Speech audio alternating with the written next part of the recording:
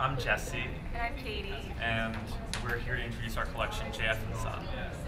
So JF and Son doesn't necessarily have a specific identity. It's sort of an experiment in an ongoing project.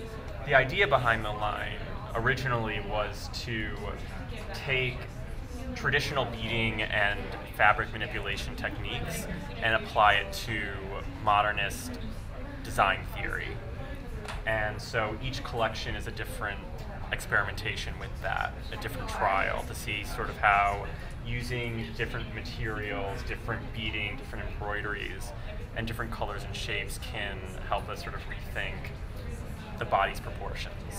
What is the inspiration of the Spring '09 collection? Kind of have the same inspiration, I would say, every collection. We tend to kind of have less of a theme and more like focus on material, function, shape, color, and of course, working with traditional beading. I would say a lot of our beading this season kind of resembles this animal skin, scaly. I mean, I guess there is, and I think this probably relates back to the modernist element, that there's this sort of thing about uniform and protection and armor. And a lot of our pieces look, and partly because of the beading, partly because it resembles an animal skin, it almost looks like a second layer of protection. I mean, even go to something like this, which is made out of buffalo bone. Do you feel close to a particular style or a trend? There's no trend or sort of design that we have an affiliation with. There are fashion designers and architects and artists who we, look to as sort of inspiration.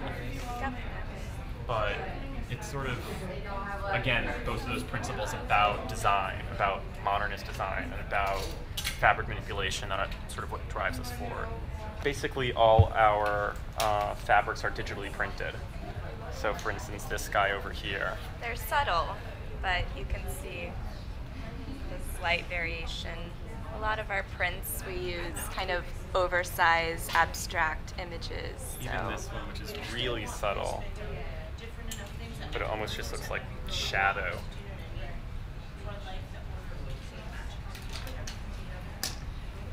Another printed piece on taffeta. We try not to use any poly fabrics. I mean, that's part of the goal for the collection and for our project, our consultancy, is that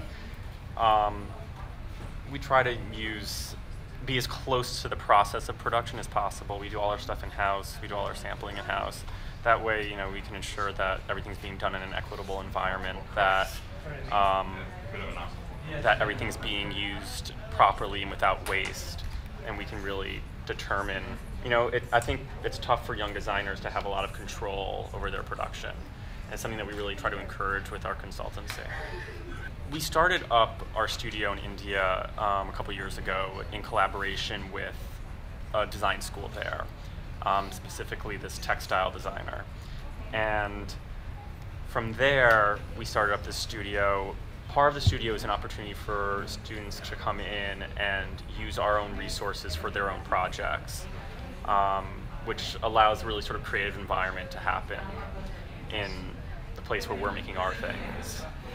And I guess in terms of like inspiration, the most inspiring thing about India is that Indian designers, unlike I feel like a lot of American designers, the clothing is very much an experience. It's very tactile. You want to go up and see what it is. You want to go up and feel it. The materials are very natural. It's not just a bunch of polyester. It really is like art. Thanks, you. Thanks, you.